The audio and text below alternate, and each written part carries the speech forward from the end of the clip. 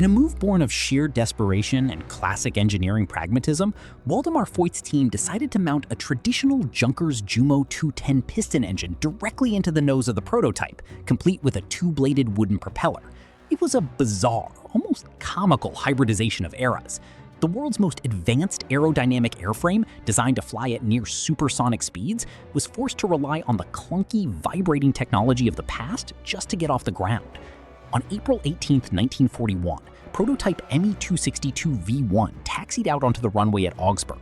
For the engineers watching from the tarmac, the anxiety was suffocating.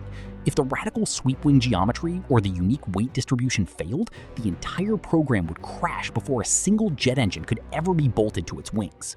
With Chief Test Pilot Fritz Wendell at the controls, the hybrid aircraft roared down the runway, its piston engine straining against the weight of the heavy frame. The nose lifted, the wheels left the grass, and the Me-262 tasted the air for the very first time.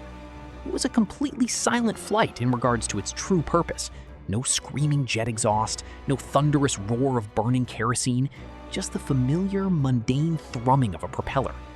Yet, the flight was an unmitigated aerodynamic triumph. Even with the dead weight of empty jet nacelles hanging beneath its wings like giant metal anchors, the airframe behaved beautifully. It was stable, highly responsive, and cut through the air with a natural fluidity that confirmed every mathematical calculation Voigt had drawn on his blackboard. However, this early success did not blind Wendell or the engineering team to the immense dangers ahead. They knew that flying an advanced jet chassis at low piston engine speeds was a far cry from the violent forces it would encounter under true jet power. The nose-mounted propeller was merely an aerodynamic crutch, a temporary illusion of progress designed to buy the engineers time against a demanding dictatorship.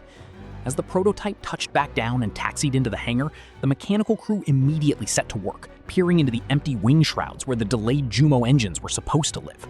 The first milestone had been passed, but the true test, the ignition of fire in the sky, remained a terrifying unknown, waiting in the shadows of a rapidly escalating world war.